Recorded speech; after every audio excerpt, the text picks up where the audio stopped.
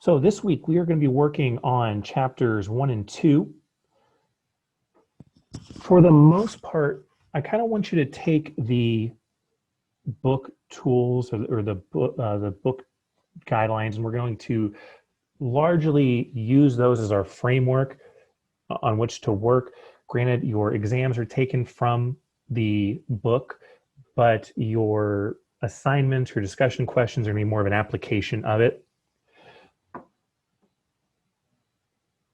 So that's kind of just a long-winded way to say it's pretty important you guys come to class just because you're going to get a lot of information that you're not going to get just from either, like, say, watching the videos or from, just like, say, reading the PowerPoints or anything like that. So make sure you're doing that. Now, do any of you have any idea what motor learning actually is?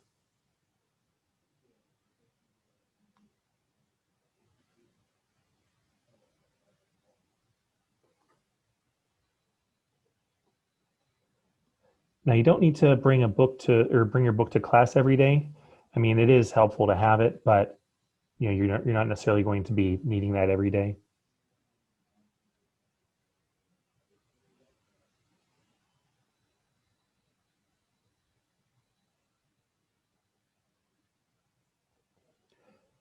All right, but motor learning, motor development. Anyone have any idea what those actually are?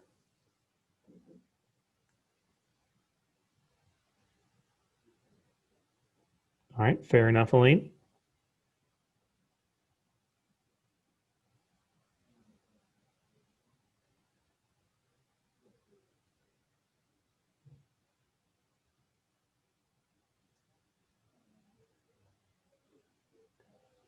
So pretty much in a nutshell here, when we're talking about motor learning or motor development, which we'll talk about how those two concepts are a little bit different, you're really just talking about how our bodies develop and progress over the lifespan.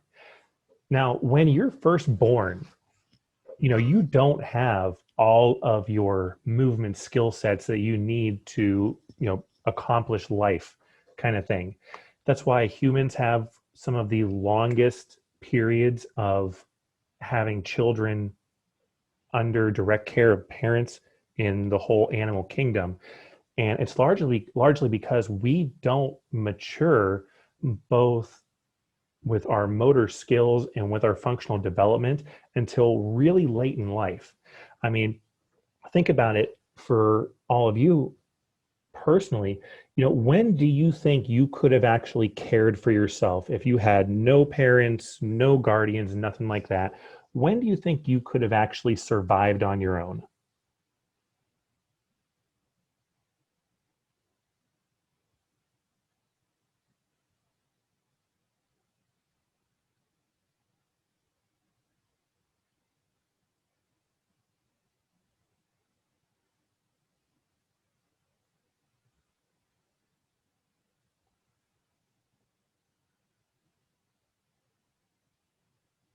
This is going to work a lot better the more you guys talk. I don't think I could survive at a young age if I didn't have my parents to help. Like, what age do you think you could have survived? I think the age around like 7, 8, maybe. That's pretty optimistic there. Maybe about like 10 or 11, just because you're a little more mature. Yeah, I was thinking that too. If not around that age, probably like 10 or up. All right, and why do you think that? Like, why around that age where you're starting to hit around double digits? Just because you're actually able to pick up and learn from what you're seeing from other people and actually put it into perspective. Okay. When I look at, say, your survival as a person, you have to look at what can you do for yourself and what can't you do for yourself. When you're, say 10, 11 years old, you can't drive, you can't, say, get a car, you can't, housing is going to be a pretty big issue there. Even just like say getting food. So really, when I look at it, I'm thinking more along the lines of like 16 to 18 is probably the youngest that you're going to be to really be able to fend for yourself. And that's pending that you have, means to be able to do so. If you're 7, 8 years old, even 10, 11 years old, yeah, you do possess a lot of the skills needed to survive, but can you actually put that into practice? I look at, say, like, a bunch of survival shows, like You're Naked and Afraid or Alone, things like that. And these are all really, really well-trained people in the art of survival, especially with doing, like, say, indigenous-based survival or, bare necessities kind of thing. And they struggle to make it, 21, 40 days on their own. And these are well-trained experts in the field. You look at our own development, and if you don't have a lot of those ingrained skills built up, it really makes just even surviving pretty difficult. So what we're going to be getting at here is how our bodies actually develop throughout our lifespan and how we gain a lot of those different skills in order to be able to actually start kind of caring for yourselves. You look at, let's say, like a toddler or an infant who just starts walking. When you see a 1-year-old walking, how does that look in comparison to, say, a 20-year-old?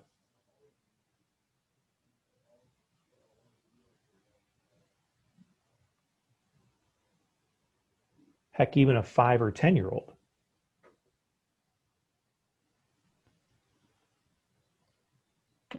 Are you talking about the difference in how they walk or how they start walking? Yeah. So they probably have more coordination. Yeah, definitely. I mean, the older you are, definitely the more coordinated you're going to be. The first steps you ever take are going to be very unsteady, to say the least. Probably going to be falling over a whole lot, but you keep trying, you keep practicing. So one of the things that we're really going to look at are these different concepts with how we actually develop our skills. And there are 3 main kind of traits or 3 main schools of thought of how you actually develop your motor skills here. Now, first and foremost, we have motor development and we have motor learning. The big differences here are that motor learning is when you are talking about a relatively permanent gain in skill. This is something that you work on or you practice at. Granted, you're not gonna be able to remember when you first started walking, but did you guys just know how to walk? Like, was it just you got up and started walking one day and that was that? Or did you get up, take an uneasy step and fall over kind of thing? Or if any of you can even remember when you first started riding a bike without, say, like training wheels or anything like that, how well did that go the first time around?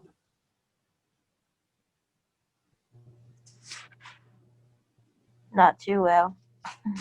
Yeah, what happened when you did that?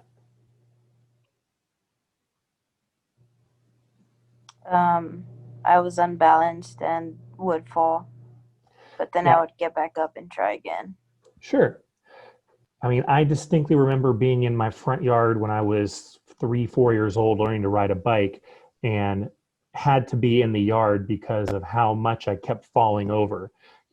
Hitting the concrete there. Granted, kids are pretty well indestructible, but hitting the concrete over and over and over again isn't going to be good for anyone. It's kind of hard to justify to your preschool teachers, why half of your body's bruised, when really it's just because, you're falling over learning to ride a bike. But your motor learning are your riding your bike skills. These are the ones that you use practice for. And then what's the saying about riding a bike? You'll never forget. Like it's like riding a bike, so like you never forget how to do it. Exactly. Once you learn it, you know it. You can always do it, hopefully. I mean, granted, I don't even remember last time I did ride a bike that wasn't, a stationary bike at a gym. Now that I think of it, God, I hope I still can ride a bike. But anyway, just like riding a bike, right? So something that you associate with that you do it, and once you master that skill, you got it for life. That's your motor learning. You have to get practice with it, but once you practice, then you get better at it and you can essentially have a permanent adaptation. Think about if you are, playing catch with somebody. Could be, baseball, softball, football, whatever. Once you learn how to catch a ball, it's pretty easy for you to always be able to catch a ball. Now, granted, if somebody fired 90 miles an hour at me, I mean, that might be a little much. But if I'm playing catch with anyone, I'm feeling about 100% confident that I'm going to be able to catch the ball because of my learned experience from doing it. Now, let's look at the other end of this, the skill aspect of it. Just because you can ride a bike, does that mean you are going to be an expert racer? No. No. Now, when you look at that, this is where we get into our actual motor development. So the motor development bit here is really your age-related development. This is kind of that whole sequential, I get better as I age. Think about with someone that's 5 years old riding a bike versus someone that's 20 years old riding a bike. There we go. Who do you think is going to be faster? The 20-year-old. Yeah, and it's just because, if anything, their bodies are just more developed. Just like think about, you take two people, like take yourself even. You right now versus you at 5 years old, and you're running a race, who's going to win?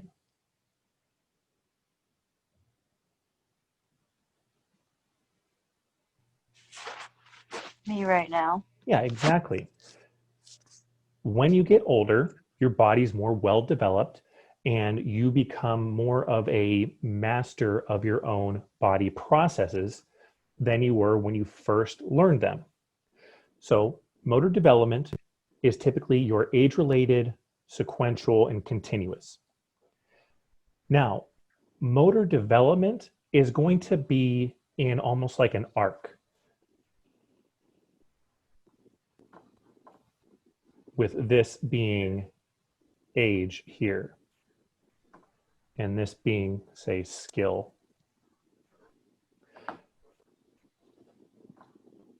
We all hit a peak at some point, right? You look at any professional athlete, where do you think their peak is? At what age? Mid-20s. Sure, around about there. I mean, yeah, you get the oddballs out there, like say, your Tom Brady, who's 42 and still going strong, but those kinds of people don't exist every day. It's also why you look at, say, like Olympic level sprinters, running backs in football. It's virtually unheard of to see people in their 30s, being competitive at that level when they're 30 plus years old. I mean, yes, there are your very few exceptions to it, but for the most part, when you're out of your mid 20s, you're on this downward slope for the most part. That still is all part of your motor development. Even though you are getting worse at a skill because of age, your body is just going to break down as you age, it's still part of that motor development aspect of it. The motor learning is that you learn the skill. The motor development is how much your age really plays a role in that skill being used. Does that kind of make sense with that? Yeah. All right. A couple of these different terms: physical growth, physical maturation, aging, pretty self-explanatory there. And then again, when we talk about the motor development, this is where you are not only learning something, but your body is growing into that. Now, aside from the differences in motor learning and motor development, you have this concept of Newell's model of constraints. This is really where we're going to base the majority of our foundation of this class on, is this model right here. You have three primary constraints. And what a constraint is either something that makes you not do something or forces you into something else. So if you're constrained, you either have to do something or you're not allowed to do something. The three basic categories we have here for constraints are individual constraints, task constraints, and environmental constraints. Individual constraints are broken down into two subgroups, structural and functional. The other two are just on their own. When we look at our different types of constraints, they're all going to play a similar role in how we actually are able to do any sort of behavior, function, skill, anything like that. But they have some slight differences to them. So the individual constraints, obviously this is something that's going to be individual to a person. The structural one talks about just your body development. So a structural constraint is just like I said with the whole running now versus when you were 5. You aren't going to be as good until your body is fully developed. You think about, like, say, the best baseball players at the Little League World Series. How would they compare to any college team or any high school team for that matter? Are you talking like performance-wise? Yeah. I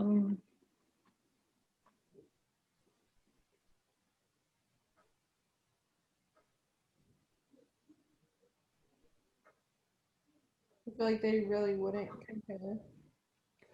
Yeah, it really wouldn't be competitive. I mean, there was even some conjecture on, this is years ago, like in the early 2000s, about could the then Miami Hurricane football team beat the Cleveland Browns?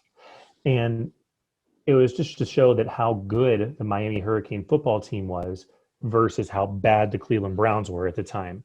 But even still, your 0-16 NFL team is still going to just roll over your #1 college football team. There's just no comparison to the two. I mean, yeah, maybe the Hurricanes would score a touchdown, maybe, but you look at 18 to 22-year-olds versus, 22 to 32-year-olds, you're going to get kind of destroyed just from the structural constraints. Your bodies are not fully developed until you really reach that 22 to 25 mark. Your brains aren't fully developed until around age 25. So structural constraints are just that, is your body fully developed yet? You have no control over that. So you can't tell your body that I'm going to have a growth spurt today, or you can't say I'm going to have muscle mass today that I didn't have yesterday. It doesn't really work that way. Granted, you can do things to help the process. If you say lift weights, if you're, exercising regularly, yeah, that can help with building that. But again, if you are a bodybuilder, power lifter at age 16 versus even someone that is, say, just an average athlete at 25, there's going to be no comparison because of those structural limitations or those structural constraints. Now, when you look at the functional side of it, the functional side really is more on the psychological factor of it. So when you talk about a functional constraint, you're talking about someone's underlying desire or their motivation to do something. How many times do you see an athlete that has all of the tools to be an elite athlete and then doesn't do it? because they just don't want to. I mean, stuff like that happens all the time. I mean, you may not hear about it every day, but if your desire to play is not there, it doesn't matter if you are number one structurally in the world. If you don't have that functional desire, or you lack that functional constraint, then you're not going to do it. This whole idea with functional constraints, this kind of plays a really big role in the FW-363 course, or I should say actually the PS-363 course. So the sports psychology course. This will be a big topic that you'll look at there. Because if you don't have the desire to play, you're not going to play. You know, what do you think a big contributing factor to this is, especially when you get into collegiate or professional sports?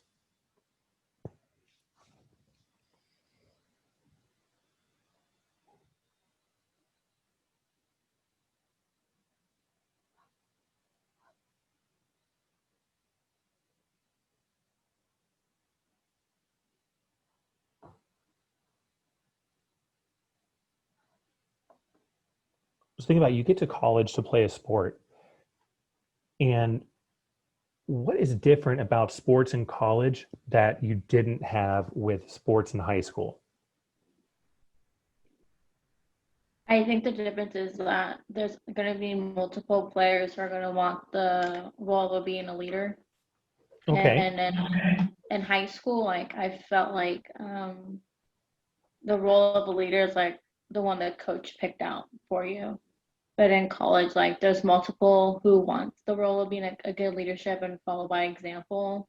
And in high school, I feel like there was like only a certain girls that would do that. Okay, fair enough.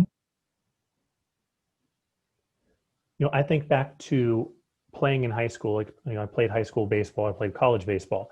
In high school, my senior year, we won districts, ended up going to like the state semifinals, whatever.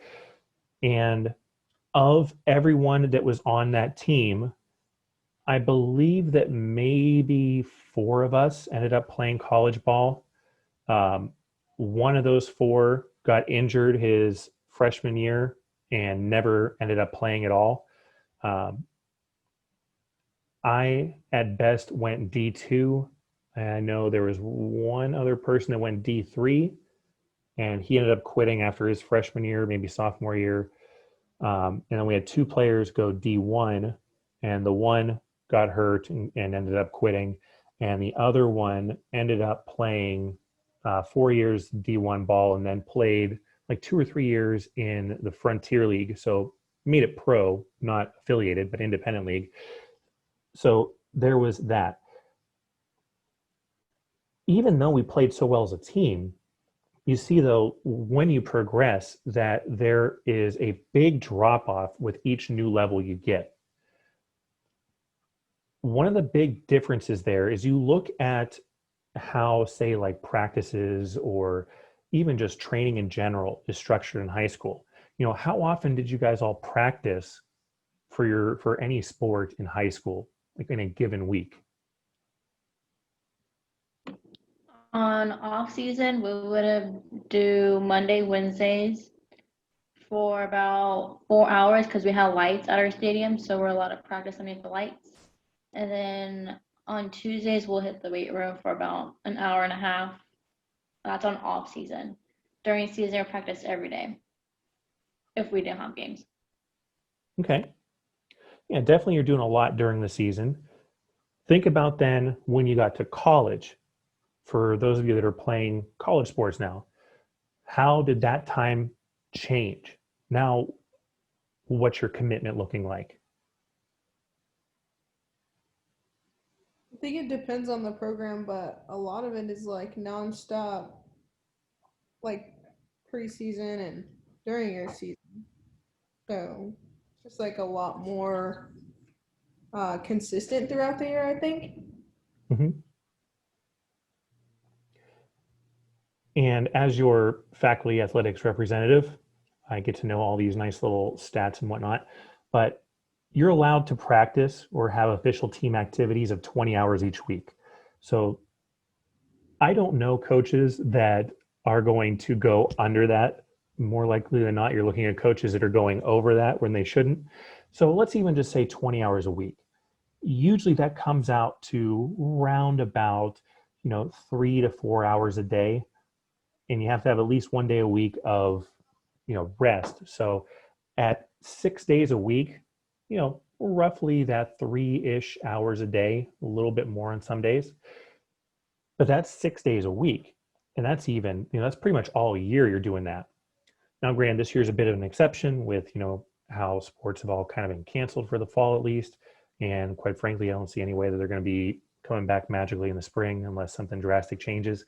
But look at now also the academic side of things. Now, your coaches are also playing a much bigger role with you academically. I mean, how many of you had to go to, like, say, mandated study halls when you were in high school? Our coach prefers to have study sessions per group with our teammates in high school. But was that something that you were forced into doing? Not really, no. It was more like a team thing. Yeah, exactly. Doing things like that are on your own activities kind of thing. Whereas here, now, I was just talking to Coach Gadberry, and you guys that are on the softball team have to do study hall each week if you don't have at least a 3.2 GPA or higher. You have to, because what happens if you don't do that?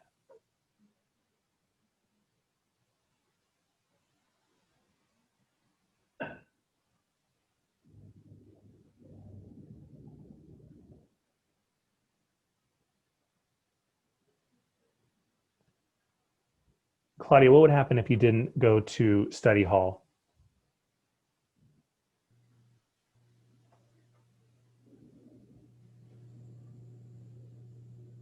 I don't know. I always got my hours in.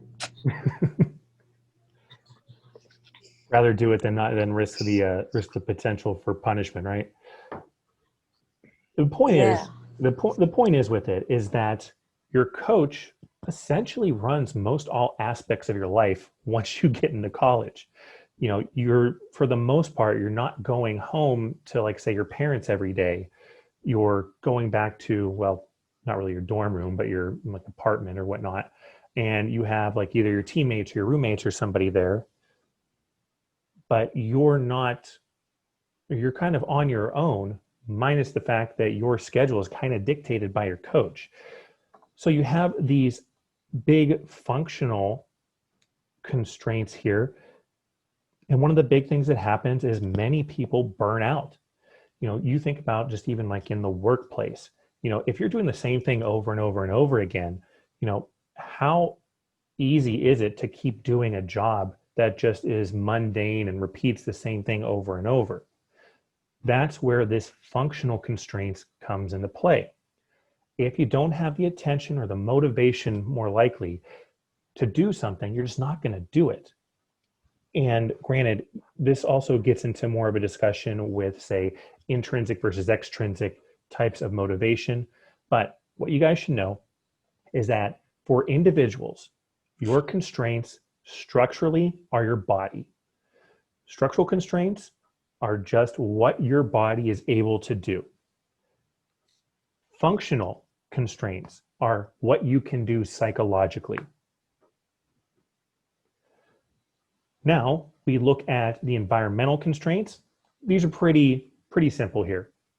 Environmental constraints are the roles the environment plays on you.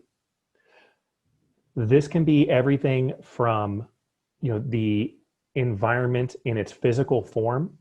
So such as, if I'm running on a concrete surface versus if I'm running on a track versus if I'm running on grass, all those are going to change how you run, even if it's ever so slightly. You look at, like, say, the sociocultural, socioeconomic type constraints, and these also play a role because these are all part of your environment. So this is the big phrase you should be remembering here. Environmental constraints are just properties of the environment. The environment is either the physical or the psychological really environment you have around you. You know, if you look at, you know, our current, you know, socioeconomic or sociocultural landscape right now, what's going on in the country right now in regards to our sociocultural norms?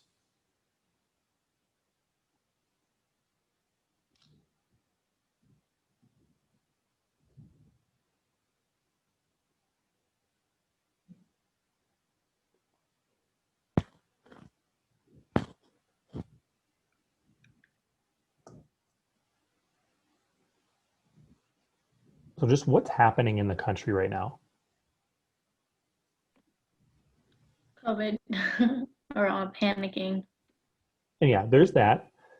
So that's definitely a thing there. What A else? big unemployment rate. Okay. I mean, what are the big things that are getting the headlines though? Elections. Yeah, I mean, the election.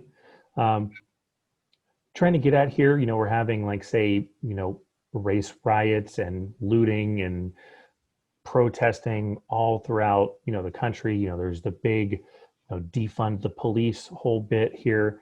You know, definitely, you know, George Floyd and that whole issue or that whole situation really brought a lot of this to light. But, you know, even last year, were you seeing a lot of, say, rioting and protesting going on?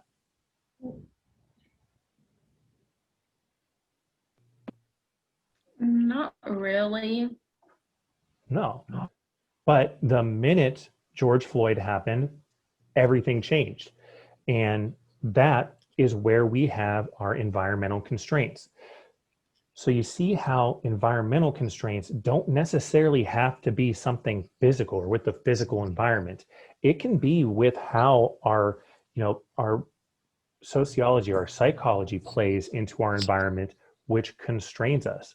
You know, how normal of a life do you think people are having in, say, like Portland, Oregon right now? Not a pretty good normal life. Yeah, I mean, that's kind of ground zero for a lot of the big protests that are going on. And you're not able to go out and just function normally, pandemic aside. They're not able to go out as just regular citizens and function normally because of everything that's going on in the sociocultural establishment there. And I'm not saying one way or another, you know, how that is, but you see though how that environment plays a big factor or plays a big role in what people are able to do. That's where I'm getting at with this here. With the pandemic, you know, everyone is supposed to be wearing masks and, you know, you should be maintaining social distance. And if you feel, you know, sick at all, you stay home kind of thing. I'm pretty fearful that this is going to be our new norm for the foreseeable future. When you look at things on the healthcare side of it, I'm really not too optimistic that we're going to have a vaccine until probably about at least another 12 to 18 months from now. And that's if, you know, these things actually pan out. What I'm even more worried about is that this is going to turn into I Am Legend and the vaccine ends up giving everyone some sort of terrible mutation. And then we end up all like, you know, turning into zombies or something. So if that happens, it was great knowing you all. I really enjoyed being your professor, at least for a year. Now, you see here, though, where the environmental constraints differ from your individual constraints. You have no control over your environment. None of you, you know, short of being clairvoyant, could have stopped, you know, say any kind of protest or riot or anything like that. You could not have stopped that on your own. There is no way you could have done that. Completely out of your control. Your individual constraints are a little bit more in your control. I mean, granted, the structural ones, especially like your height, you can't change. I mean, that's something, that's your body. You don't really have control of that. Muscle mass, a little bit you have. You definitely have control over your functional constraints. So you can play a big role for yourself in your attention and your motivation. You have no say in your environment. Your environment tells you what's up. So do you see the big difference there? And just remember, your environment is everything about the environment around you, both socially and physically. Now, you look at the last constraint we have here. This is task constraints. With a task constraint, this is something where it's not necessarily related to the individual, but this is something that's also an external factor. So a task constraint says that you can only do something that's specific to that thing. Let's say we're playing football. How well do you think you're going to be able to play football if you show up with a baseball bat and a baseball? Not well. Why?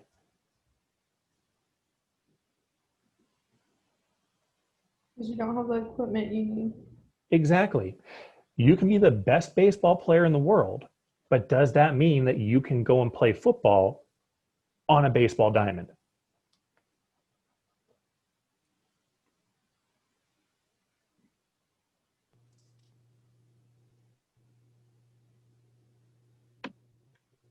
I'll fill that one in for there. No, you're not going to play baseball or not going to play football on a baseball diamond. Now, this is where we talk about how a constraint is something that forces you into a role as opposed to stopping you from doing something. Task constraints mean that you have to do something with a set of rules in place. You can't expect to be good at football if you are basing a football scoring system while you're trying to, say, play baseball. You can only score your play in football if you are playing football. You can't cross pair those two. This is where you literally get into the apples and oranges, or I guess say figuratively, into apples and oranges. Yes, they're both fruits. Yes, if you are a good athlete, usually there's some carryover, but I can't tell you how good of an athlete you are in football if you come out and show me how to play baseball. That's your task constraints. Whatever the task is at hand, you have to do that task, or you have to play according to the rules of that task. Does that kind of make sense? Yeah. And I know I'm spending a lot of time here on these constraints, but like I said, this is the foundation of the whole course here. If you don't remember anything, remember this picture right here. This will tell you virtually everything, or at least make you sound intelligible about everything in terms of motor development. If you can just remember this picture here.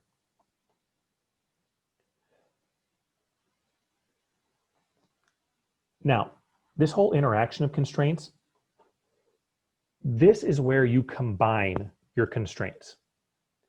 So if we go back here, remember we have our 3 different constraints: individual, task, environmental. So let's say that we are playing basketball.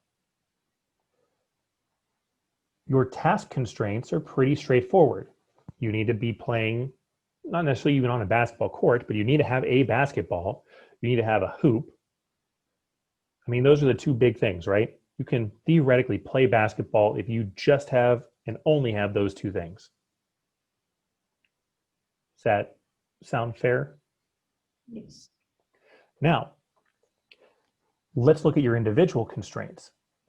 Can you dunk a basketball if you're 10 years old? Yeah. Most No. likely not. I mean, I'm sure there's somebody out there that hit a huge growth spurt and got to 7 foot tall by the time they were 10. But for the 99.9% of all people, structurally, your body has not developed enough yet where you can be exceptional at that sport, especially when you look at being exceptional in that sport in the global scale. Now, there's always stories about, say like a 12-year-old that gets a college scholarship for something or another. Typically, it's like basketball or something. Yeah, I have heard it in football occasionally. But structurally, you aren't developed to be able to compete at a higher level because your body hasn't developed yet. How does structural constraints interact with functional constraints?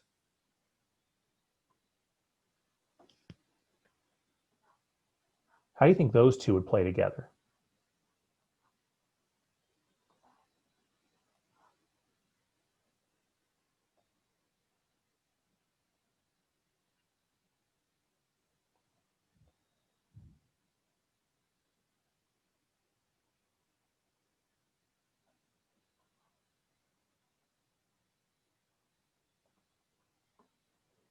So with structural, you want to think physical. For functional, you want to think psychological. I'll use myself as an example here. I was my team's #1 pitcher my senior year of high school. So, great, awesome, leading the charge. I went to college, and day one, who am I competing against? Every other baseball pitcher who was #1 also for the high school team. Essentially, yeah. Plus the sophomores, juniors, and seniors who have all been there, who are all much more structurally developed than I am, and may have a functional advantage because they already know what to expect. So if I come in and I am not, or I'm no longer structurally at the top, but maybe in the middle at best, and functionally there, what do you think my functional or how do you think my functional constraints are going to change when I start competing against those older, bigger, stronger players?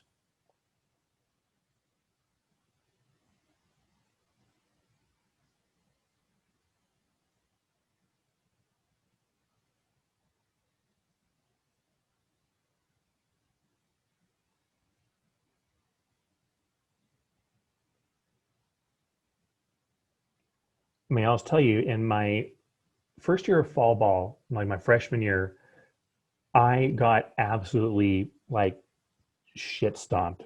I mean, I had a nice crank in my neck from watching all those balls fly over my shoulder. You put, someone that's, 22, that's 6'5", 230 pounds of muscle, give them a metal bat. And, me, granted, I was throwing hard at the time, but hard was like, anywhere from, depending on the day I was having, like 86 to 91. Either way, you leave a fastball down the middle, it is going a long way, especially when you hit a metal bat. What does that do to your psyche? It kind of brings your, how do you explain it? Your confidence kind of down or kind of low, not completely low, but like somewhat low. Like I'm playing against a bunch of studs, like you don't know if you're gonna perform well or what's gonna happen. Yeah, exactly. So your confidence is like kind of low. Absolutely. Again, you go from high school being #1 to in college, you're at the bottom of the totem pole again. And typically you see that you have one of two different ways to kind of deal with that, broadly speaking. And granted, this gets more into the psychological side of things, but either you persevere and overcome, you start trying to get yourself better, or you mentally burn out, you lose motivation. If I'm not the best now, or if I'm not good now, am I ever going to get better? Is it even worth trying? So you see how those interact. And a lot of it has to do with just structurally I wasn't developed. I mean, yeah, I was still, 6'3" when, I was a freshman in college. I was probably only about, I don't know, maybe 180, 185 pounds. And still my body had not yet fully developed. I was never going to be able to really compete at that level from day one until my body structurally caught up with it. But I will tell you that functionally, that whole motivation side of it really gets drained when you don't see that corresponding improvement in your actual performance. So I just kind of want to get you guys thinking about how these different constraints interact with each other. All right, and the last few things here are really all about, now don't worry so much about the research designs, but I wanted to look at the different ways or different things that happen here as you develop. And we're going to get more into this on Wednesday when we come back. Just as a quick preview, hopefully this shows.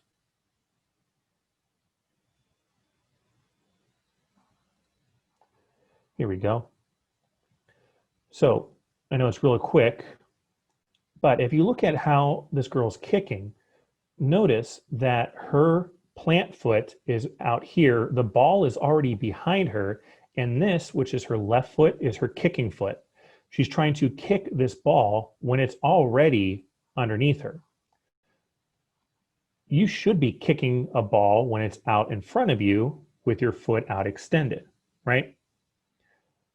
But this is how kind of both structurally and really with the whole mixing in of both the motor learning and the motor development, how this plays into your performance here.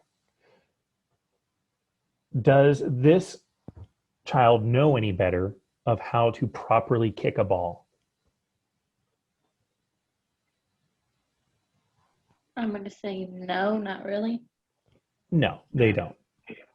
They don't possess the executive functioning to be able to even follow the steps, even if you show them. So if you put it like, say, this ball up on a tee and you show them exactly where to stand, how to kick, they're not going to possess the understanding of that to be able to execute it. They just don't have that development yet. What they do have is learning. What she is learning here is if I kick this ball, it goes forward. It doesn't matter that I don't kick it correctly. So actually, I believe she actually makes contact with the outside of her foot there. But she is learning that if I kick this ball, it goes forward. And I'll tell you, with my 1-year-old, he does the exact same thing. That ball is being kicked right here. Now, granted, for the most part, he actually kicks his forward, so he kind of gets lucky on that for the most part. But it's simply just kind of running up and trying to hit the ball as opposed to going at it from the mentality that I'm trying to kick this for distance or something like that. It's just kicking to kick. We'll see how this improves over time, but this just gives you an idea of how motor learning first starts and motor development first starts. You start out with a basic task, and then with more practice and more exposure to it, you get better. Additionally, as your body starts to mature, you get stronger. Now you get better performance out of that just because structurally you have less constraints over that. So if we break this down here into the individual, environmental, and task constraints of this, what are the individual constraints you have here?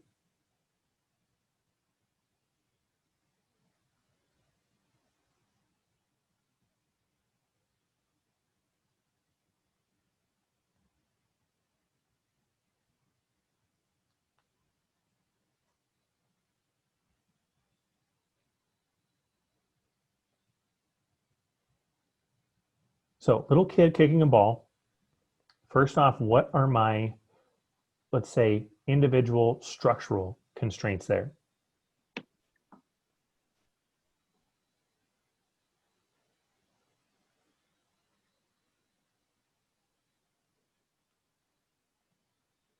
That she can kick the ball. She can. That's probably going to be more towards the functional side of it. But structurally, what are my constraints here?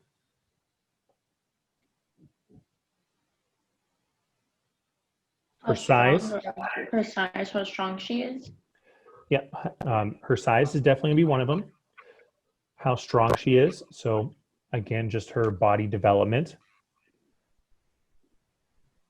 What else structurally?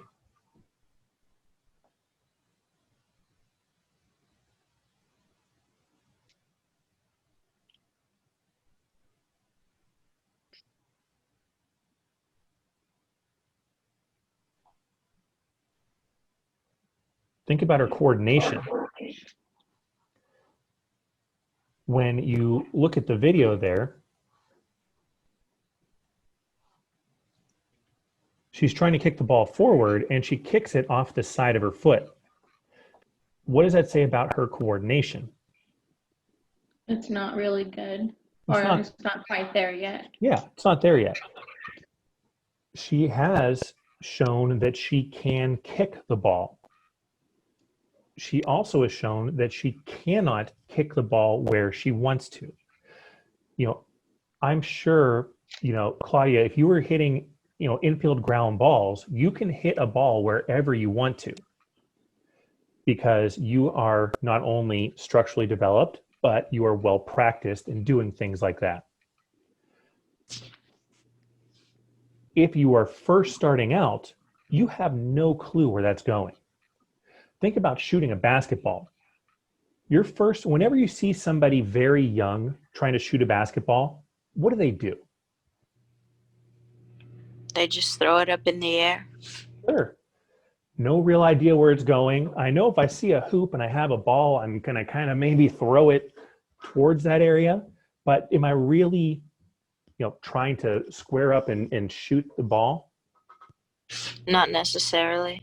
Not really. You don't possess that higher level of learning or understanding of that ultimate goal to be able to really do it.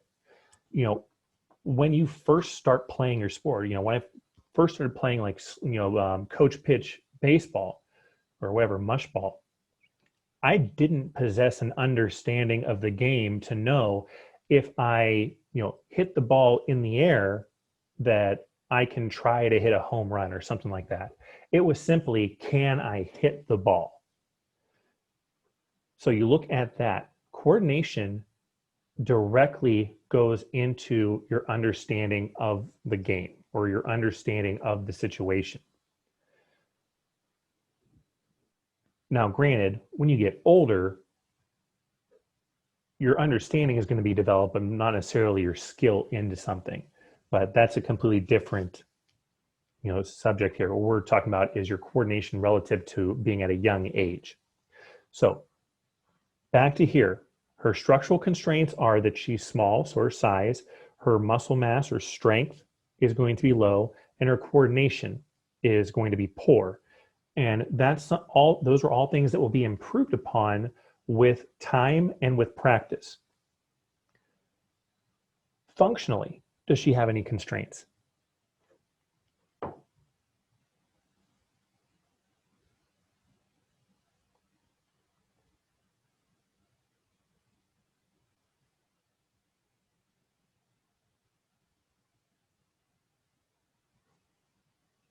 So remember, with my functional constraints,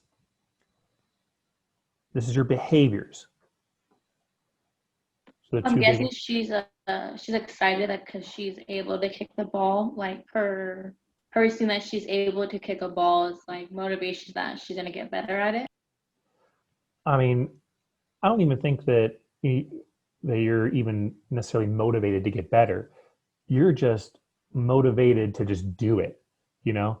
You look at, like, say, little kids, they get very, very excited and happy when they can do something. there's no other extrinsic motivator. It's all intrinsic. It's I get to kick a ball, and I know when I kick a ball, it makes me happy. So there's no even thought to, am I getting better at this? It's just, if I can kick, I can kick. And great. So motivation is strictly tied to just doing the task. One thing you'll see a lot of times with young kids is attention relative to repetition. Young kids, like when you have, toddlers, kids that are first starting to walk or they are walking, they are big into repetition. And then all of a sudden it just stops. So you could be doing something and they want to do it repeatedly until finally just firm, hard stop. You don't see a lot of them where they just gradually lose interest. It's all or nothing. And that's just because, again, of how their brain development goes. When you are focused on a task at hand, you are completely focused on it. But once your focus goes anywhere else, you are completely off of that subject. It's like if I, am kicking a beach ball kind of thing, like a little squish ball with my kid, he's all into that until you show him a stick.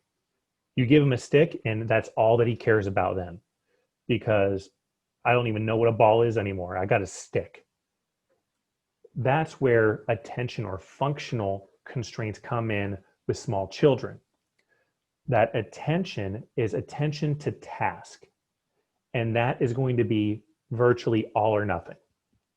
There is no, someone asked me a question here about something unrelated to motor learning. I answer it, but then I come back to teaching you about motor learning. No, it would be like if you asked me a question about, let's say, weightlifting, we would spend the rest of the class talking about weightlifting because that's just all where my attention goes.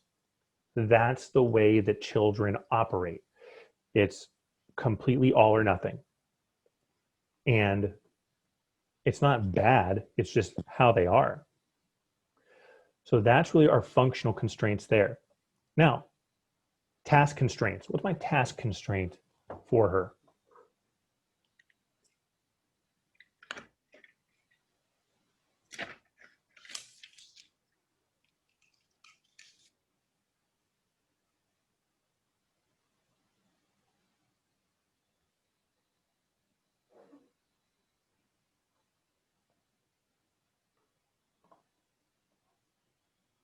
Remember, with our task constraints, Her kicking the ball.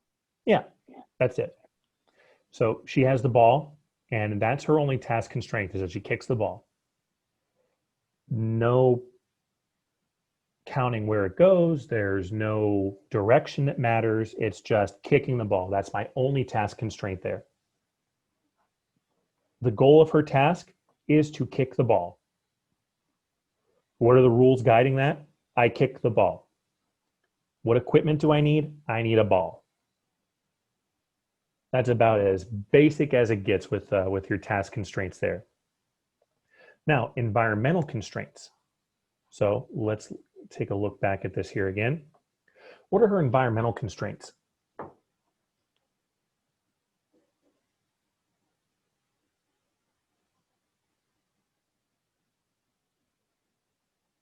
Is it the control of her outcome of kicking the ball?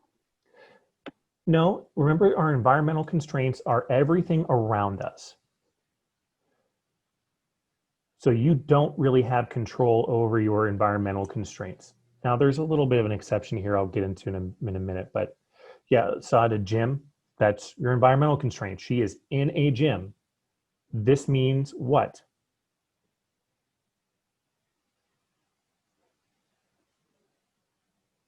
Wood floors, right. She is limited with the floor she has. She has no access to any other floors because she's in a gym. Environmental constraint. Now, something like this where it is a isolated, enclosed environment, not really a whole lot of sociocultural or social constraints there. I mean, She's just kicking a ball. Don't take it, just take it at face value with it. So when we're talking about environmental constraints here, it's strictly what the physical is with her, or around her, I should say. So we have the floors. What else?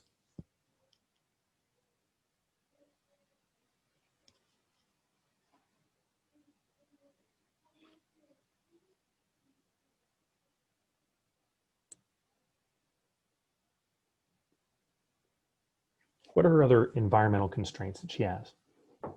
The walls. Not so much. That's not really playing any role in this. It wouldn't be the weather, would it? No, if she's No. inside, it doesn't matter. An empty gym, maybe. Type of ball, okay, I'll give you that.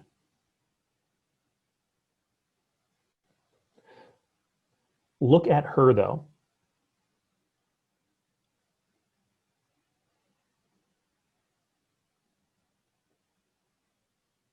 Clothing, there you go. Why is clothing an environmental constraint?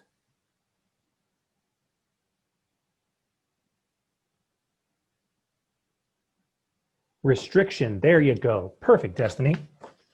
A for the day. Now, granted, it looks like that her shirt there is somewhat form-fitting, and I don't think that's going to play any big role. When you're kicking something, your pants play a huge role in that. You know, if she were wearing something that constrict, like if she were wearing, like, say, skinny jeans right there, how well do you think that would enable her to kick the ball with, like, running and kicking? Yeah, she would be doing it so well, most likely. If you have looser fitting clothes, which it appears, like looser fitting shorts there, which appears she has much more range of motion just naturally. You're not constricted by your clothing. What's the other? There's one other major thing here for environmental constraints we got to look at.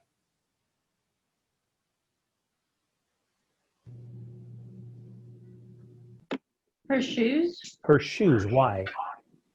if they're open, like if they're open-toed or closed-toed,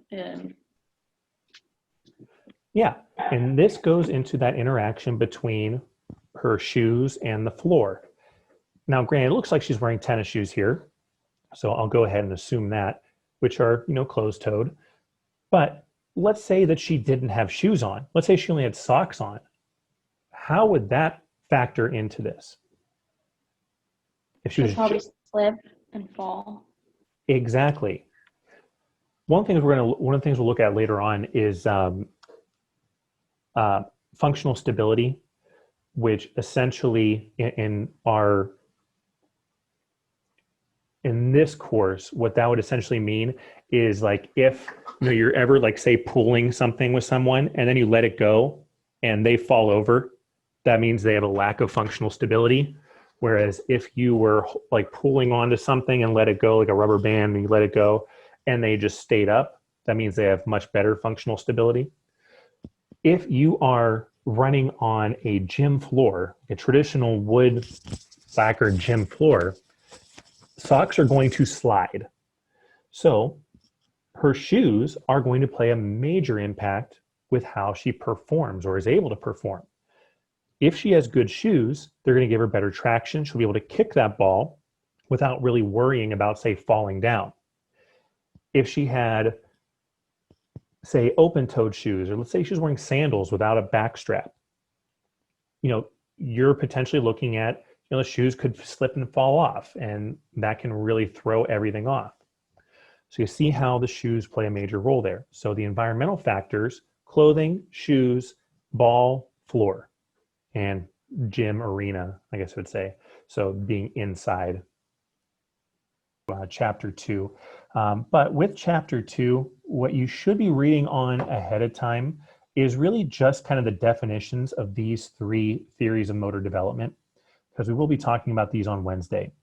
So the maturational perspective, and just to give you a quick overview, this is just that the environment doesn't influence you, that pretty much as your body develops, that your nature allows you to develop. So as you get older, you just get better because your body develops. For the information processing perspective, this says that pretty much when you are doing something, you are going to get better only if you practice at it.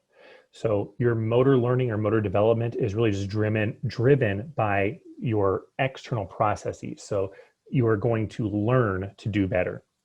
And then if you look at the ecological perspective, this one, and it's kind of misleading, but this is one where it gets or looks at how you have multiple systems that have to act in place for you to develop.